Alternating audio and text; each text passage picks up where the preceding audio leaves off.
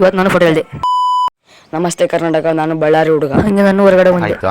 ಆಮೇಲೆ ಏನಿಲ್ಲ ರಂಗಣ, ನಾನ್ ಮನೆಯಿಂದ ಹೊರಗಡೆ ಬರ್ಬೇಕಾದ್ರೆ ಇಲ್ಲಿ ನೋಡಿದ್ರೆ ನಾಯಿ ನೆಮ್ಮದಿಯಾಗಿ ನಿದ್ದೆ ಮಾಡ್ತಿತ್ತು. ಅಲ್ಲ ಗುರು, ನಮ್ ಜೀವನನೇ ನೆಮ್ಮದಿಯಾಗಿಲ್ಲ ಅಂತದ್ರಲ್ಲಿ ನಾವ್ ಇನ್ನೊಬ್ರು ನೆಮ್ಮದಿಯಾಗಿ ಇರೋಕ್ ಬಿಡ್ತೀವ?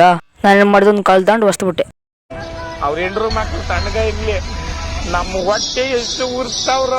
ಆಮೇಲೆ ನಮ್ಮ ಮಳೆಯ ಬಂದ.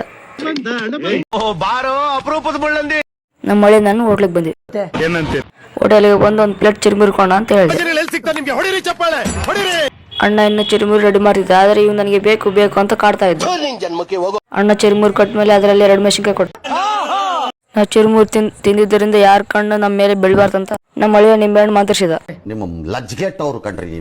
ಹೌದು ರಂಗಣ, ನಾವು ಲಜ್ಜೆಟ್ಟರು. ಏನಿವಾಗ ನೀನ್ ಬೈತಾ ಇದ್ದಾಗ ಚಿರುಮುರಿ ಕಾಲ ಆಯ್ತು. ತಿಂದಿದ್ದು ಜೀರ್ಣ ಆಗ್ಬೇಕಂತ ವಾಕಿಂಗ್ ಹೋದ್ವಿ. ವಾಕಿಂಗ್ ಎಲ್ಲ ಆದ್ಮೇಲೆ ಮನೆ ಕಡೆ ಬಂದ್ವಿ. ಇಲ್ಲಿ ಹಸು ನೆಮ್ಮದಿಯಾಗಿ ನಿದ್ದೆ ಮಾಡ್ತಿತ್ತು. ಮನೆಗೆ ಬಂದಾಗ ನಮ್ಮ ಅಣ್ಣಿಗೆ ಕೇಳ್ದ, ನಾನೇನ್ ತಪ್ಪು ಮಾಡಿಲ್ಲ ಅಂತ ಗೊತ್ತು. ಮುಂದಿನ ವಿಡಿಯೋದಲ್ಲಿ ಸಿಗೋಣ.